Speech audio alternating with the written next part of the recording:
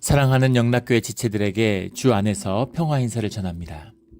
오늘은 2024년 1월 24일 수요일입니다.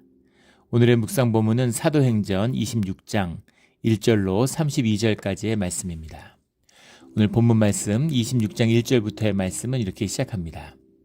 아그리빠가 바울에게 이르되 너를 위하여 말하기를 내게 허락하노라 하니 이에 바울이 손을 들어 변명하되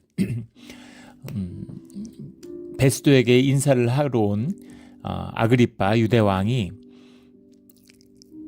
을 통해서 베스도가 지금 바울이 잡혀있는 현 상황, 또 베스도는 지금 그 대제사장들과 유대 공회와 또 이 바울 로마의 시민권의 권리를 주장하는 그 사이에 끼어 있잖아요.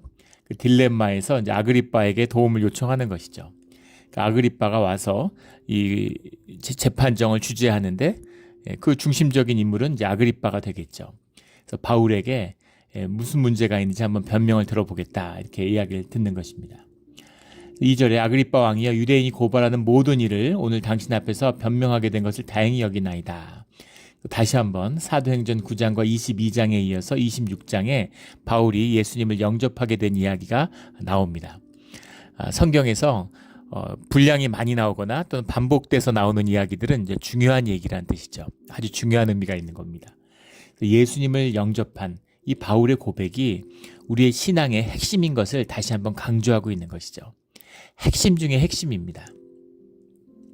교리도 아니고 기독교가 타락하고 종교화되니까 무슨 교리 공부하는 것, 뭐 제자훈련 받는 게 신앙인 줄 알아요. 그런 거하고 아무 상관없는 것입니다. 신앙이라고 하는 것은 초월적인 주님을 내 삶의 이 현상 가운데서 본질인 주님을 만나는 거예요. 인격인 주님을 만나는 것입니다. 주님을 만나는 그 방법, 여러 가지 길이 있을 수 있겠죠. 그러나 주님을 만나야지만이 나의 신앙이 시작되는 겁니다.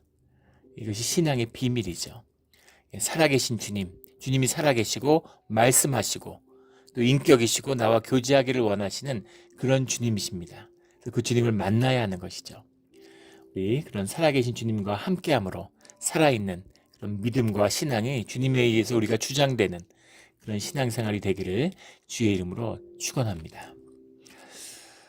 물론 주님의 주권이고 주님이 하시는 거기 때문에 내가 꼭 원한다고 되는 것도 아니고 내가 무엇을 해서 되는 것도 아니죠. 오직 은혜 가운데 부르심을 받은 것입니다. 그러나 또 나의 열심과 내가 주님께 원하는 간구와 자원하는 심령과 진실 가운데 주님이 우리를 만나기를 원하시죠. 그래서 우리는 늘 진실해야 하고 또 주님 앞에 자원하는 심령으로 나오는 것입니다. 그것이 예배를 드리는 우리의 모습이죠. 예배를 통해서 주님이 우리와 함께 해주시는 겁니다.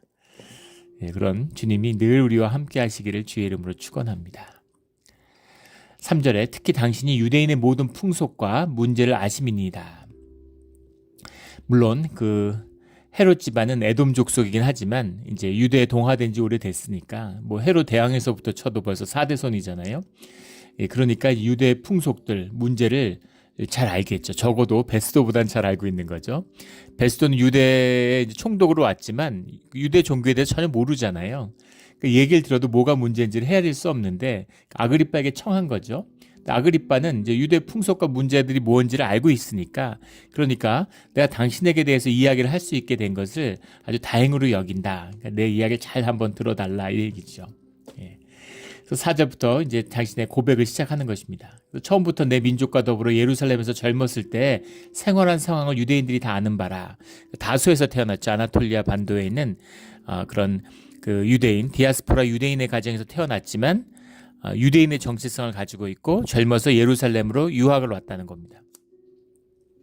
유학을 와가지고 거기서 공부를 한 거죠. 유대 율법을.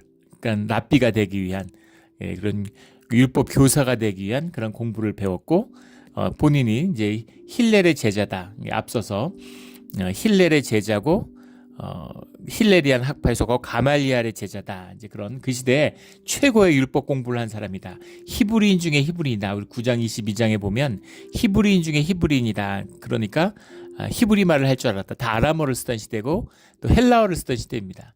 그런데 히브리어를 할 줄 알았다라는 것은 성경을 읽을 수 있었다라는 얘기죠. 성경에 대해서 알고 있었다. 이 얘기입니다. 그러니까 대단한 것이죠. 대단한 것입니다. 그 시대에 이제 그런 종교학자인 거죠. 5절에 일찍부터 나를 알았으니 그들이 증언하려 하면 내가 우리 종교의 가장 엄한 팔을 따라 바리새인의 생활을 하였다고 할 것이라. 그러니까 바리새인이고 바리새인 중에 바리새인이다 이렇게 얘기를 했죠. 우리 종교라고 해석을 했는데 트레스케이아스라는 말입니다. 트레스코스라는 말이 이제 경건하다라는 말이에요. 우리의 경건함, 우리의 경건주의, 우리 종교라고 얘기하는데 이제 우리의 율법 이런 의미가 담겨 있는 것이죠. 그것을 준수하는 것을 중시하는 바리새인들, 그 중에 내가 바리새인의 생활을 하였다는 걸 다 안다. 내가 예루살렘에서 자랐으니까 이런 이야기죠. 이제도 여기 서서 신문 받는 것은 하나님이 우리 조상에게 약속하신 것을 바라는 까닭이니 유대의 소망, 이스라엘의 소망 이것이 무엇인지를 내가 알고 있고 그 소망이 이루어지는 길을 내가 알고 있다. 그걸 이루고 싶어서 내가 여기 서 있는 것이다. 이것이 이제 바울의 열심이고 바울의 꿈이죠. 그래서 본인이 유대에 정통하잖아요. 너희들이 원했던, 우리가 친정 원하던 우리 유대교의 소망을 예수 그리스도를 통해서 성취된 거야. 우리가 그토록 메시아를 원했는데 그 메시아가 바로 예수 그리스도야. 예수님이 그리스도야 라고 하는, 그걸 통해서 우리의 약속이 성취됐다. 예수님의 말씀이 성취됐다. 이걸 전하고 싶은, 우리 조상에게 약속하신 것을 바라는 그 바람이 내 바람이기 때문에 그 간절함으로 서게 됐다. 이 얘기인 거죠. 유대인의 정체성을 버린 적도 없고 유대에게 주어진 구원의 구속의 약속, 이것을 이루어지기를 원하는 것이 역시 유대인 중에 유대인이었던 바울의 소망이고 꿈이었다라는 겁니다. 그래서 결코 그 두 개가 다른 게 아니야 이런 이야기인 거죠. 이 약속은 우리 12지파가 밤낮으로 간절히 하나님을 받들어 섬김으로 얻기를 바라는 바인데 아그리빠 왕이여 이 소망으로 말미암아 내가 유대인들에게 고소를 당하는 것이니이다. 굉장히 넓은 범위에서 얘기했죠. 직접적인 고소의 의미는 성전을 모욕했다라는 의미고 이방인을 데리고 성전에 들어왔다라는 얘기지만 그것은 꾸며낸 얘기고 오해에서 비롯된 것이라는 것을 이미 이제 밝혀진 거죠. 그러나 그것은 꼬투리를 잡은 것이지 사실은 바울을 죽이고 싶은 거죠. 그 이유는 이방인들에게 선교를 하기 때문입니다. 근데 구약 전체를 읽어봐도 그것이 주님의 뜻이에요. 열방을 보호는, 열방을 초청하는 주님의 말씀인데 그것을 유대인들이 우리만의 하나님, 우리만 축복하는 하나님 이런 식으로 좁히는 거죠. 이방인들을 배척하고. 하나님의 율법을 받아들이는 의미에서 구별되라는 얘기지 무슨 유대인들이라고 해서 핏줄이나 혈통으로 무슨 이방인들보다 우월하거나 특별하거나 이런 의미가 아니죠. 그래서 주님을 영접하는 사람은 누구나 유대인이 될 수 있는데 율법을 613가지나 만들고 혈통주의를 강화하고 족보를 만들고 이렇게 해서 이제 그 왜 이방인들을 배척하는 것이에요. 그 복음을 전하지 않고 말도 안 썩는데 밥도 안 먹는데 어떻게 복음을 전합니까? 이방인들을 섬기고 이방인들을 대접하려고 우리 레위기도 읽었지만 그 말씀 가운데 그렇게 강조를 하시는데 근데 이방인들을 배척하고 섬기지 않는 거죠. 그러니까 유대의 본질을, 주님의 말씀과 언약의 본질을 이미 잃어버린 거예요. 회당 유대교라는 것은 전통 유대교도 아닙니다. 이건 그냥 자기들이 율법으로 만들어낸 또 하나의 신흥 종교인 거죠. 이름만 유대교라고 쓰는 것이지. 이거 얼마나 이제 바울이 안타까웠겠어요. 8절에 당신들은 하나님이 죽은 사람을 살리심을 어찌하여 못 믿을 것으로 여기나이까. 소망, 부활의 소망이 있다고 했는데 부활이 증거되고 부활이 약속됐다. 부활의 약속이 성취됐다. 이렇게 말씀을 전하고 있는데 이것을 왜 못 믿느냐는 겁니다. 바리새인들은 부활을 믿는데 사두개인들은 부활의 교리를 믿지 않는다는 의미가 부활이 없다는 얘기가 아닙니다. 하나님 부활시킬 능력이 없다는 얘기가 아니에요. 엘리야가 사람을 살렸는데 어떻게 그런 게 있을 수 없다고 얘기하겠어요. 하나님이 사람을 살릴 수 있지만 모든 사람들이 죽음 뒤에 부활을 한다고 하는 그걸 믿지 않는 것이죠. 그러나 바로 그 부활을 바리새인들은 있다고 하고 사두개인들은 없다고 하지만 사두개인들은 모든 사람이 부활하지 않는다는 얘기지 부활의 능력이 주님 안에 없다는 얘기를 하는 건 아니라는 겁니다. 그래서 예수 그리스도가 부활한 걸 왜 너희들이 받아들이지 못하느냐는 거예요. 교리적으로 유배되는 게 아니고 내가 증인이다. 그 증인들이 있지 않냐는 거예요. 그런데 그것을 교리적으로 거부하는 게 말이 되냐. 유대인 교리에 그런 건 없어. 그런 거죠. 율법학자가 지금 증거하는 거잖아요. 너희들이 믿지 않고 거부하는 건 너희의 아집이지, 너희의 어리석음이지 교리적인 것도 아니고 신앙적인 것도 아니야. 이 얘기인 겁니다. 그래서 예수 그리스도가 살아나셨는데 왜 그걸 안 믿느냐 이런 것이 왜 못 믿을 것으로 여기나이까. 9절에 나도 나사렛 예수의 이름으로 대적하여 많은 일을 행해야 될 줄 스스로 생각하고 예수님을 만나기 전에는 나도 예수님을 대적했다는 거죠. 10절에 예루살렘에서 이런 일을 행하여 대제사장들에게서 권한을 받아가지고 많은 성도를 옥에 가두며 또 죽일 때 내가 찬성 투표를 하였고, 여기 죽일 때 찬성 투표를 하였고라고 하는 이 문장이 이제 논란이 되는 문장이죠. 카테네카, 푸세폰이라는 말인데, 카테네카라는 말이 카타라는 말과 페로라는 말이 붙은 거예요. 카타라는 말이 이제 헬라어에 굉장히 많이 나오는 접두어죠. 이제 무엇을 향하여 against도 되고 무엇을 아래쪽으로 down이라는 뜻도 됩니다. 카타, 페로라는 게 던지다, bring down 이런 거기 때문에 아래로 던졌다라는 말이죠. 아래로 던졌다 이런 말이고, 푸세폰이라는 게 페블, 스톤 이런 거죠. 돌덩어리, 자갈을 아래로 던졌다 이런 얘기인데 이게 이제 투표했다는 얘기죠. 여기서 이제 문맥적으로 찬성 투표라고 했는데 산헤드린에서 투표를 할 때 검은 자갈과 흰 자갈을 들고 찬성하면 흰 자갈을 던지고 반대하면 검은 자갈을 던지는 거죠. 그 둠밈 이런 것처럼 주님 안에서 조약돌을 대제사장이 가지고 있어서 하나님의 뜻을 묻고 꺼내서 이제 흰색 조약돌, 검은색 조약돌을 꺼내서 주님의 뜻을 분별하는 것처럼 흰색, 검은색 조약돌을 던지는 것은 이것이 그냥 내 뜻이 아니라 산헤드린에 모였는데 내 생각, 내 판단을 던진 그런 사고 자체가 없었어요. 그거는 이제 모더니즘의 산물입니다. 근대의 산물이고, 내가 하나님의 뜻을 받아서 하나님의 뜻을 내가 전한다 이런 의미가 들어있는 거죠. 그래서 운밈과 둠밈처럼 흰색, 검은색 돌을 가지고 있다가 그것을 찬성합니다. 그러면 하얀 돌을 던지고 반대합니다 하면 검은 돌을 던지는 겁니다. 내가 돌을 던졌다. 이 크리스찬들을 박해하는 일에 내가 돌을 던졌다라는 얘기입니다. 돌을 던졌다는 얘기는 뭐예요? 본인이 산헤드린의 회원이었다라는 얘기죠. 나이로 봤을 때는 30살 이상 산헤드린의 회원이 될 수 있기 때문에 공회원이, 바울이 공회원이었다. 또 바리새인 중에 바리새인이고 집안도 좋고 다 갖췄으니까 될 수 있죠. 근데 진짜로 이 문장 때문에 바울이 산헤드린의 공회원이었다라고 보는 겁니다. 근데 반대하는 의견도 만만치 않아요. 왜냐하면 정말로 바울이 공회원이었을까? 산헤드린의 공회원이라는 71명의 공회원은 최상층입니다. 최상층이에요. 그 완전한 지배층이죠. 정교 일치 사회에서. 근데 바울이 핵심적인 인물이고 대제사장에게 권한을 받아서 사람들 잡으러 가고 이런 걸로 봐서 핵심적인 인물이긴 하게 하지만 그렇다고 공회원이었을까라는 거죠. 사람이 똑똑하고 이렇게 개인이 뛰어나서 임명하는 게 아니라 이 시대는 다 집안으로 하는 겁니다.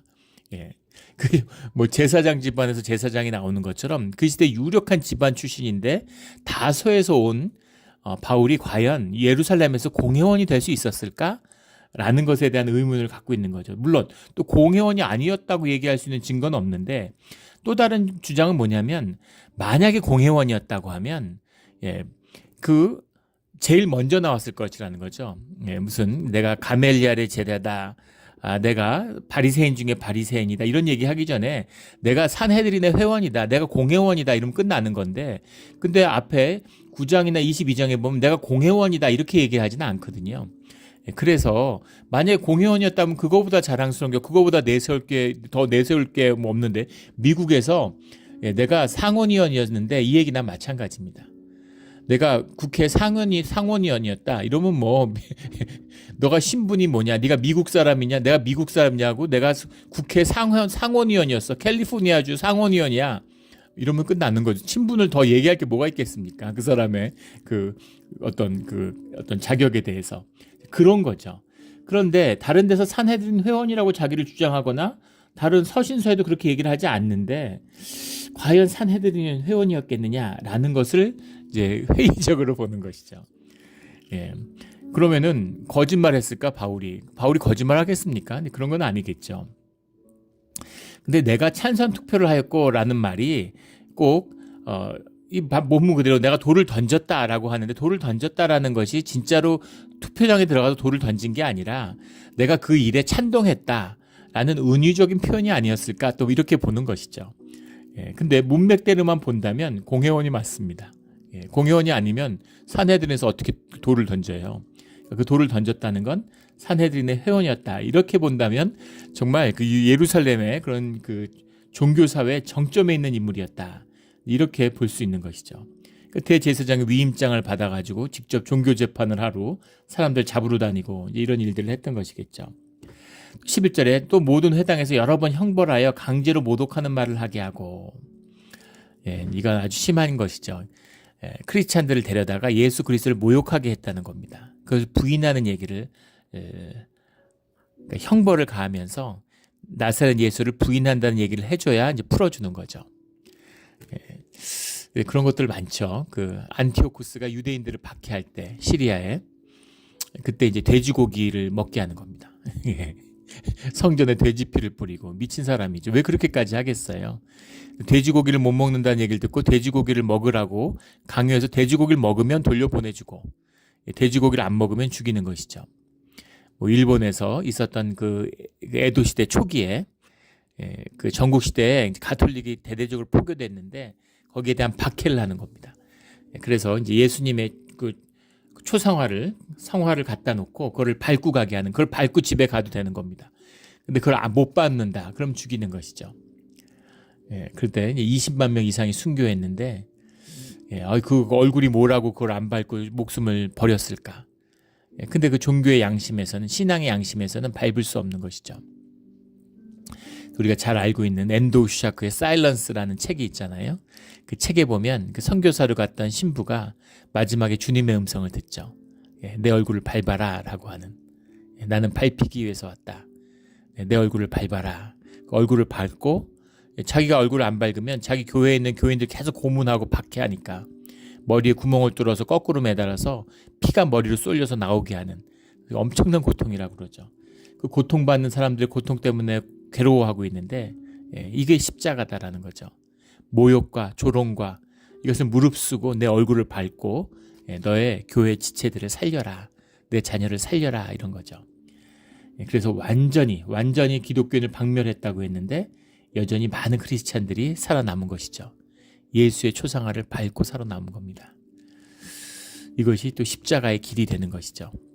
그래서 순교가 옳다, 순교하지 않은 사람들은 배교자다 이런 것이 아니라, 예, 주님의 인도하심, 그 신앙의 양심과 주님의 인도하심에 달려있는 겁니다. 늘 답은 주님께 있는 것이죠. 예, 그런데 주님 강제로 모독하게 하는 말을 했다. 예수를 부정하게 하는 말을 할 때까지 형벌을 가하는 일, 그런 일을 바울이 주관하는 사람이었다라는 겁니다. 그런 사람이 예수님을 만나니까, 살아계신 부활하신 예수님을 만나서 예수님의 종으로 쓰임을 받는 거죠. 이 주님의 자유함입니다. 그 제자들, 그 처음 그 소식을 접했던 아나니아도 혹시 주님 바울이 어떤 사람인지 모르시는 거 아닙니까? 이렇게 바울이 물어보잖아요. 아나니아가 9장에서 보면 황당한 거죠. 예, 황당한 거죠. 예, 딴 사람은 몰라도 바울은 아니지 않습니까? 이런 얘기죠. 어떻게 바울 같은 인간이 주님의 일을 할 수가 있습니까? 그런데 우리의 모든 죄를 도말하시는, 예, 우리의 죄사함의 비밀을 바울을 불러서 주님의 복음을 증거하게 하는 거죠. 이거보다 더 파워풀한 게 어디 있겠습니까? 예, 이거보다 더 파워풀한 게 어디 있겠어요? 14절에 저도 그 동양학을 전공했기 때문에 동양 철학을 하니까 기독교하고 거리가 멀었죠. 기독교 굉장히 싫어했습니다. 예. 그 삼국유사도 안 읽어보면서 본 사람들이 무슨 구약이 어떻고 뭐 출애굽이 어떻고 이런 얘기하면 어떻게 이렇게 사람이 한심해 보이겠어요. 예, 그래서 또 그 말하는 걸 좋아하고 이러니까 이 사회과학 이런 거 공부하고 그런 쪽에서는 아주 발군이었죠. 예, 그 뭐 자랑하는 건 아니지만, 예, 제가 이제 오남매인데 그 둘째 누나가 이제 그 대학 다닐 때 운동권이었습니다. 나중에 이제 위장 취업다고 뭐 감옥에 경찰에 붙들려 가서 구치소에 갇히기도 하고 우여곡절이 있었죠. 그런 누나의 영향을 많이 받았기 때문에 중학교 때부터 사회과학 책들을 다 읽었습니다. 집에 책이 있고 책 읽는 걸 좋아하니까 그런 책들을 읽는 거죠. 그래서 대학교 가니까 이미 뭐 중학교 때 뭐 읽은 책들을 이제 대학교 1학년 가니까 그제서 읽는 거예요. 그러니까 선배들의 눈에 금방 띄는 거죠. 1학년 때는 뭐 3학년들하고 같이 그 사회과학 책 이런 걸 공부를 했고 또 철학을 전공하니까 뭐 훨씬 뭐 모든 학문의 사회과학의 바탕이 철학이잖아요. 대학교 3, 4학년 때는 박사과정 학생들하고 같이 공부를 했어요. 세미나를 학회에 가서. 예. 그러니까 굉장히 이제 웃잘한 거죠. 먼저 잘한 거죠. 예. 그래서 이제 이렇게 이제 사상투쟁, 보통 사투라고 불렀는데 그런 걸 굉장히 즐겼습니다. 예. 그런 그 사회학 이념이나 입장에 대한 정파들 간의 투쟁을 하고 논쟁을 하고 말싸움하는 것이죠. 그런 것들에 굉장히 흥미가 있고 재미가 있고 뭔가 이렇게 재능이 있었던 것 같아요. 근데 이제 그런 거를 하다 보니까 이제 이 가끔 교회에서 그 당시에 이제 복음도 굉장히 왕성하던 때지 않습니까? 캠퍼스 미니스트리가 전도하려고 와서 이제 말을 거는 거예요. 그러면 이제 붙들고서 그런 것을 이제 논박하는. 근데 믿지 않는 사람과 믿는 사람이 말싸움을 하면 반드시 믿지 않는 사람이 이기게 돼 있습니다. 세상의 논리로 싸우는 거니까. 껍데기로 싸우는 거니까, 거짓으로 싸우는 거니까 항상 믿지 않는 사람이 이기죠. 만약에 믿는 사람이 믿지 않는 사람하고 말싸움을 해서 이긴다 이러면 뭔가 신앙을 점검해 봐야 돼요. 그래서 그런 그 박해를 많이 했죠. 나중에 그때 이제 크리스찬이었던 친구가 있는데 아주 학을 띈 거죠. 근데 참 그 아이러니한 게 나중에 신학교에서 만났어요. 근데 그 친구가 너무 충격을 받더라고요. 절 보고 진짜 하나님은 전지전능하시고 무소불위하시고 주님에게 능치 못할 일이 없다는 걸 알겠다고 이렇게 고백을 살아계신 하나님이시구나 이러고 정말 제가 이제 신학교를 다닌다는 게 도저히 이제 받아들여지지 않고 믿을 수가 없는 거죠. 어떻게 크리스찬이 됐겠어요? 주님을 만나기 때문에 살아계신 주님을 만나기 때문에 크리스찬이 될 수 있는 겁니다. 그게 비밀이에요. 무슨 뭐 훈련 과정이 좋고 뭐 교리 학습이 어떻고 뭐 교리 때문도 아니고 무슨 아무것도 아닙니다. 우리가 크리스찬이 되는 가장 본질적인 이유는 이것이 진리이기 때문이에요. 주님이 살아계시기 때문입니다. 그거밖에 없어요. 살아계신 주님을 만났기 때문에 또 자기의 고백, 자기 삶의 진실을 나누는 거죠. 이게 전도죠. 증인이니까. 그래서 주님을 만난 이야기를 세 번째 고백하는 것입니다. 주님을 만난 이 고백. 주님과 함께 동행하고 공생애를 함께 했던 그 마지막에서 베드로가 주님을 3번 부인했죠. 근데 바울은 자신이 죽을 고비 앞에서 주님을 긍정하는 겁니다. 주님을 만난, 살아계신 주님을 만난 것을 3번 고백하죠. 그래서 신앙생활을 오래 했다, 뭐 종교생활을 오래 했다. 근데 이게 중요한 게 아니라 살아계신 주님과 함께 하느냐 이것이에요. 육신의 주님과 동행했다고 해서 거기서 가룟 유다가 나왔는데 더 말해서 뭐 하겠습니까? 근데 그것이 중요한 게 아니라 교회도 마찬가지죠. 교회에서 직분받고 교회 오래 다녔다는 게 중요한 게 아닙니다. 주님의 말씀과 함께 하느냐, 내 에고를 십자가에 못 박고 주님의 말씀 가운데 순종하는 사람이냐, 이런 게 중요한 것이죠. 그 신앙의 양심, 주님께 순종하는 그 믿음, 이런 것이 내 신앙의 중심이 되는 것입니다. 주님께 들은 그 말씀을 고백하고 있죠. 우리가 다 땅에 엎드러짐에 내가 소리를 들으니 히브리 말로 이르되 사울아 사울아 내가 어찌하여 나를 박해하느냐. 히브리 말이라고 했는데 아람어를 얘기하는 겁니다. 아람어로 얘기하니까 사울아 사울아 이렇게 부르는 것이죠. 가시채를 뒷발질하기가 내게 고생이니라. 가시채를 뒷발질하기가 내게 고생이니라. 이건 앞에 나왔던 9장이나 22장에 나오지 않는 이야기인데 주님께 들은 말씀을 고백하고 있어요. 가시채를 뒷발질하기가 내게 고생이니라. 이것이 일종의 관용어 같은 속담같이 쓰이던 말이었다고 하죠. 원문을 보면 스클레론 소이 프로스 켄트라 라키티제인이란 말입니다. 스클레론, 소이프로스, 켄트라, 라키티제인이란 말인데 스클레론이라는 말이 어렵다, 어렵다 이런 말이고 소이가 너죠, you 이런 말입니다. 여기서 for you, it is hard for you 이렇게 되는 거예요. 너한테 어렵다 이런 말이죠. 스클레론, 소이. 프로스라는 게 이제 그 셀라에서 많이 나오는 전치사죠. against, 무엇에 대항해서 무엇에 대항하는 게 너한테 어려워. 뭐에 대항하는 거냐면 켄트라라고 하는 것이 이제 영어로 하면 고드. 예. 뭐 이게 고드라는 말이 provoke, stimulate 이런 뜻도 되는데 그 켄트라라는 것이 이제 채찍이죠. 채찍입니다. 채찍이고 예. 락티제인이라는 말이 이제 킥 때린다라는 말이죠. 채찍으로 때린다라는 말이에요. 채찍으로 때리는 것에 저항하는 게 어려워. 너한테 네가 채찍에 저항하는 게 어려워. 이런 얘기죠. 예. 이게 무슨 얘기냐면 소가 밭을 가는데 채찍으로 때리는 겁니다. 여기는 가시채죠. 채찍으로 때리는데 소가 안 가요. 앞으로. 그럼 어떻게 되겠습니까? 예. 소가 안 가면 채찍을 멈추고 소를 설득할까요? 예, 소한테 그러지 말고 이렇게 아니면 무슨 이렇게 회유하려고 무슨 가져다가 무슨 미꾸라지도 먹여주고 이렇게 하나요? 그렇게 안 하죠. 채찍 한 대 때렸는데 앞으로 안 가면 어떻게 되겠습니까? 5대 때렸는데 안 가면 어떻게 됐어요? 10대 맞는 거죠. 그게 이제 소의 운명이죠. 예, 그래서 저항해봐야 소용없다 이런 뜻입니다. 이게 뭐에 쓰는 말이냐면 종교의 속담이에요. 하나님의 뜻에 저항하는 것이 누구도 하나님의 뜻에 저항할 수 없다라는 겁니다. 하나님이 우리를 인도하시는 목적이 있고 인도하시는 뜻이 있어요. 근데 거기에 저항해봐야 주님은 급하실 게 없죠. 나만 죽어나는 겁니다. 세월을 아껴야 되는 거죠. 하나님은 뜻을 우리를 향해서 뜻을 굽히지 않으세요. 영혼 가운데 있고 영생 가운데 우리를 바라보시는데 주님이 시간에 쫓기겠습니까? 뭐에 쫓기겠어요, 주님이? 우리보다 더 잘하시는 우리의 머리 숫자를 다 세시는 주님인데 우리가 가야 할 길이 결국 무엇인가를 알고 계시는 거죠. 그래서 기다리시지만 결국은 그 길을 가게 하신다는 겁니다.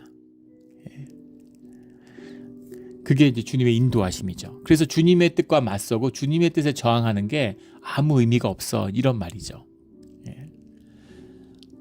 우리에게 주시는 말씀입니다. 가시채를 뒷발질하기가 내게 고생이다. 어차피 저항하고 소가 뒷발질 쳐봐야 맞을 건 채찍질밖에 없는 거죠. 우리 채찍 맞지 말고 주님의 길을 걷는 그런 우리 모두가 되기를 주의 이름으로 축원합니다.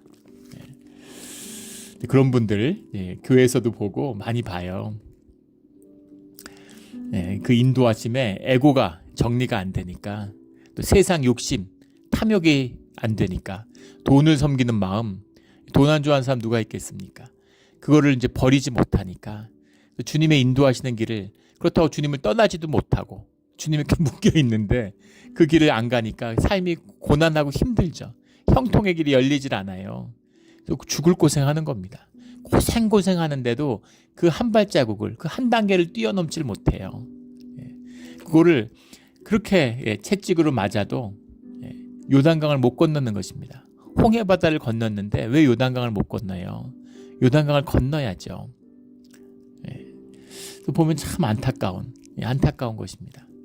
옆에선 잘 보이는데 자기 길은 안 보이죠. 그 하나를 넘지 못하는 겁니다.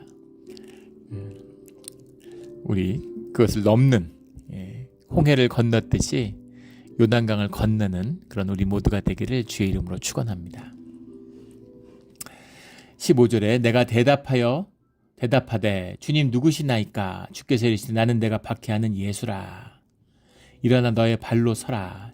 이건 요약해서 얘기하는 건데 이건 원래 아나니아를 통해서 전한 말인데 아나니아는 모르니까 빼고서 아나니아가 전한 하나님의 말씀, 그것도 주님이 주신 말씀이니까 직접 들었던, 전에 들었던 다 주님의 말씀으로 내가 들은 말씀인 것이죠. 장차 내가 내게 나타날 일에 너로 종과 증인을 삼으려 함이니 그러니까 주님이 쓰시는 거죠. 그래서 이스라엘과 이방인들에게서 내가 너를 구원하여 그들에게 보내어 너를 구원하여라고 하는 말, 구원하여라는 말이 엑사이로메노스라는 말인데 이게 에크라는 말과 하이레오라는 말이 붙은 거죠. 하이레오라는 말이 뽑는다라는 말입니다. 그러니까 선택했다 이 말이에요. 선택했다라고 하자면 구원하여라는데 이게 이 하이로라는 말이 또 구원하다는 말로도 쓰입니다. 구원이라는 것이 사람들 가운데서 우리를 불러내신 거잖아요. 또 이것이 이제 에클레시아라는 말도 불러내다는 말인데 그건 교회라는 의미로도 부르죠. 사람들 사이에서 불러냈어요. 사람들 무리가 있는데 거기서 불러내서 거기서 불려 나온 사람들, 그런 사람들이 이제 교회를 이루는 것이고 그런 사람들이 구원받은 사람들인 거죠. 그래서 왜 나였을까? 왜 나였을까? 나중에 천국에 가면 알 수 있겠죠. 왜 나같이 부족하고 모자른 인간을 주님이 부르셨을까? 참 왜 그러셨을까? 이제 이런 생각입니다. 예전에 제 그 결혼식 주례를 서주셨던 목사님한테 그런 말씀을 들은 기억이 나요. 당신은 이제 그 평안도 분인데 그 할아버지가 보부상이셨대요. 할아버지가 이제 보부상이셨는데 어느 날 중국을 넘나들면서 무역을 하는 거죠. 근데 중국에 갔다가 복음을 접하고 성경을 접하는 거죠.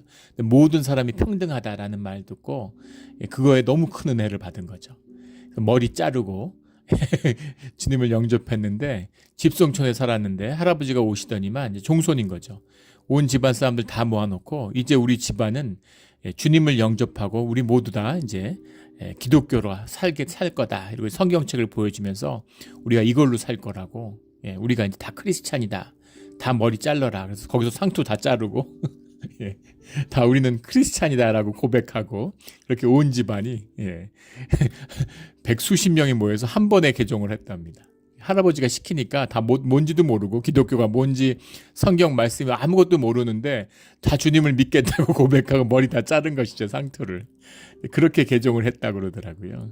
물론 세례를 받고 교회가 된 것은 훨씬 더 후대의 일이지만 그날을 잊을 수가 없다고. 자기 어렸을 때인데 온 집안이 다 나가서 뭔지도 모르고 근데 그때 막 흥분하고 완전히 그 고양돼서 그걸 그 막 열의에 찬 할아버지의 모습을 어릴 때 안전히 어릴 때 초등학교도 가기 전에 본 모습이지만 평생 기억이 난다. 이런 말씀을 제가 들은 기억이 나요.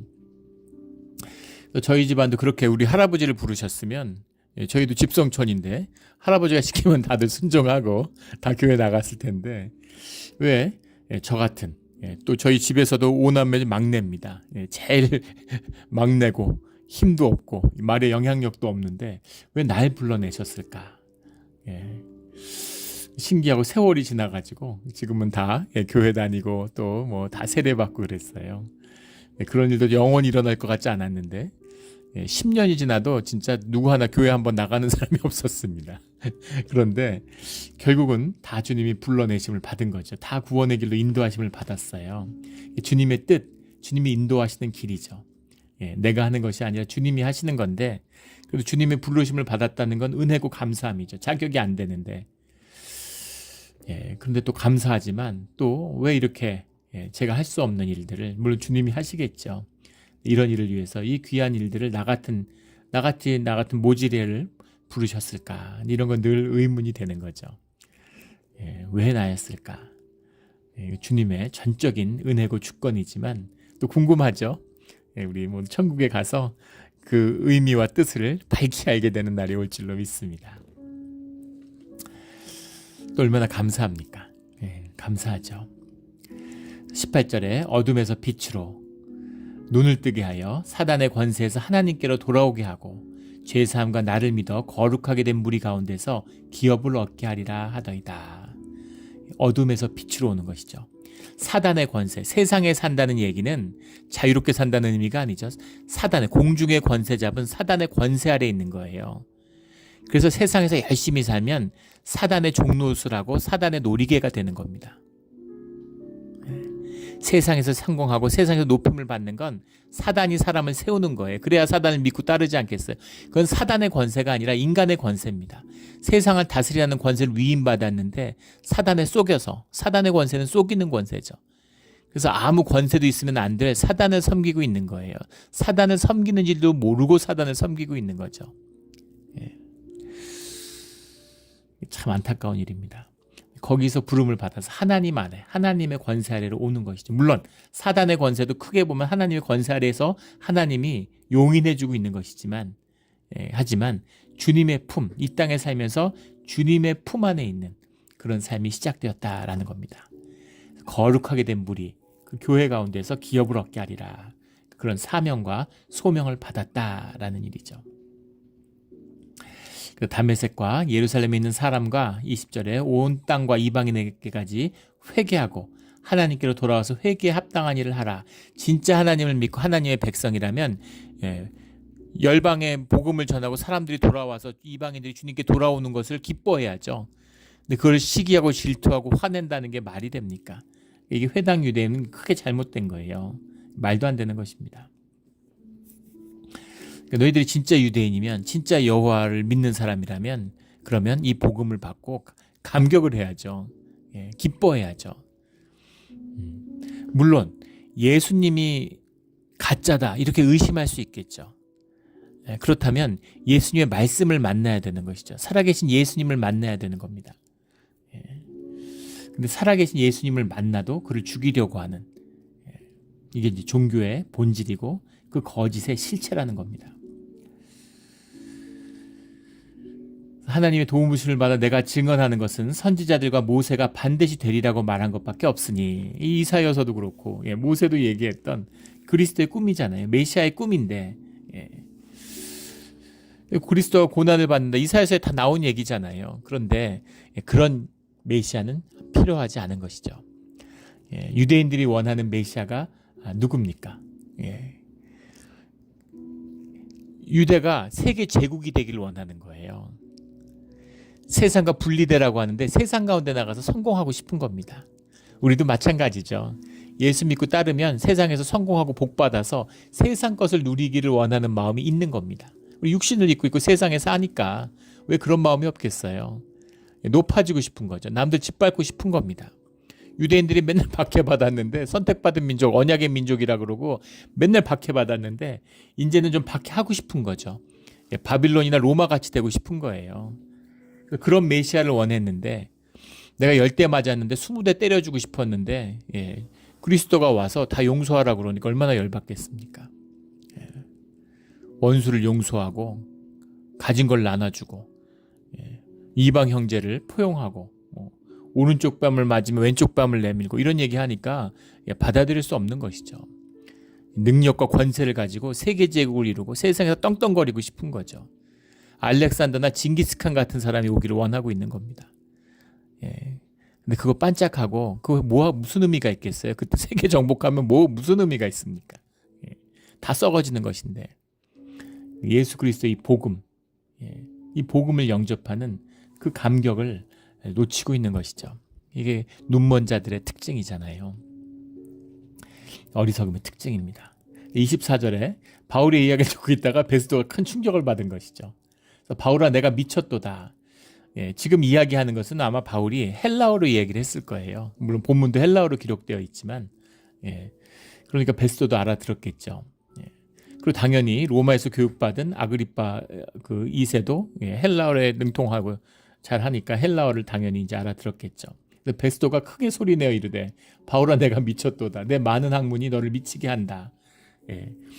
황당한 거죠. 최고의 종교학자니까. 그런데 사람이 죽은 자인데 살아났다 막 이렇게 얘기하고, 그런 얘기를 너무 확신에 차서 얘기하니까 죽은 사람이 살아났고 하나님이 나에게 와서 이야기하고 이러니까, 그런 얘기는 어디서도 못 들어봤잖아. 이런 얘기를 하나님이 말씀을 해가지고 와서 이야기를 하고 교제를 한다, 이런 종교는 없죠.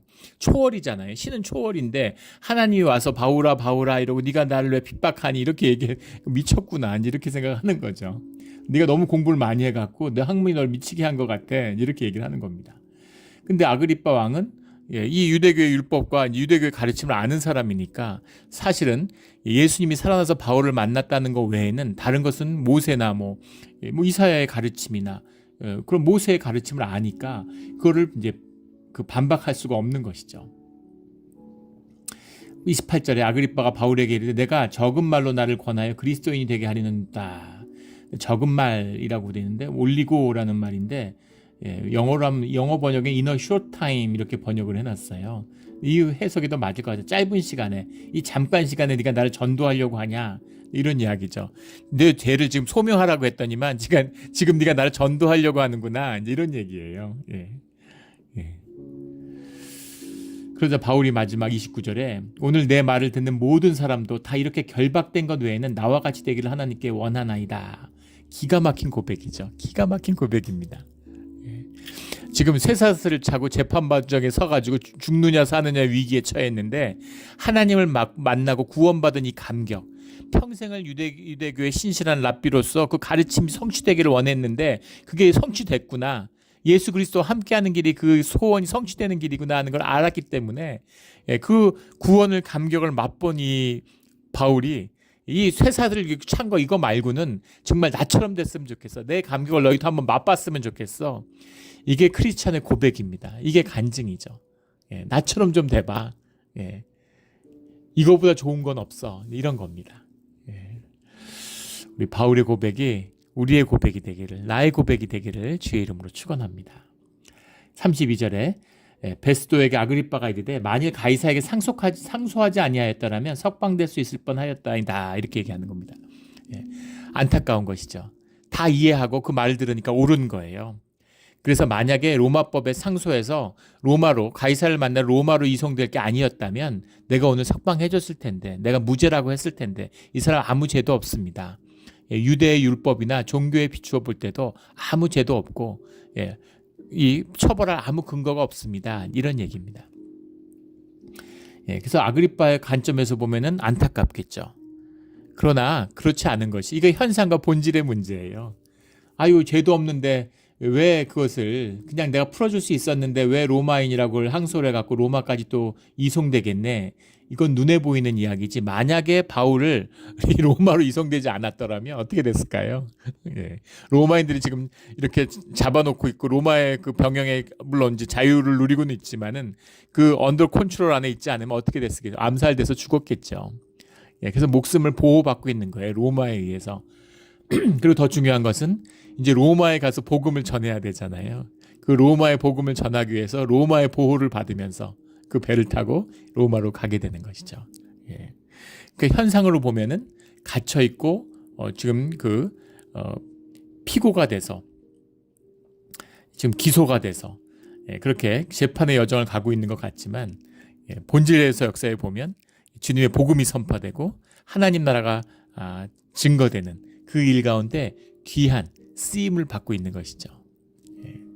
이것이 이제 우리 삶의 비밀입니다. 우리 삶의 비밀은 주님만 알아요. 삶이 보잘것없고 고되고 고난 가운데 얼룩진 것 같지만 그것이 귀하고 복되고 아름답고 가치 있고 의미 있는 여정을 걷고 있는 것입니다. 그것이 해처럼 밝히 드러나는 날이 오겠죠. 우리 그때 주님의 복음 앞에 서는 또 우리가 우리의 삶 가운데 모두 나와 같이 되기를 하나님께 원하나이다라는 담대한 고백을 드릴 수 있는 우리의 믿음이 되기를 예수 그리스도의 이름으로 축원합니다. 아멘. 기도드리겠습니다. 하나님 아버지 감사합니다.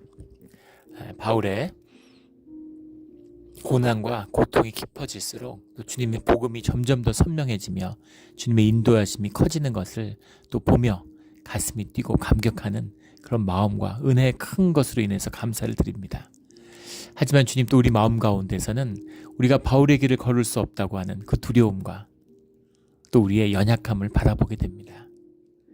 내 삶을 담대히 이끌 수 있는 내 삶에 주시는 주님의 기업을 성취할 수 있는 모든 것은 주님의 은혜고 주님의 능력임을 다시 한번 주님 앞에 고백합니다.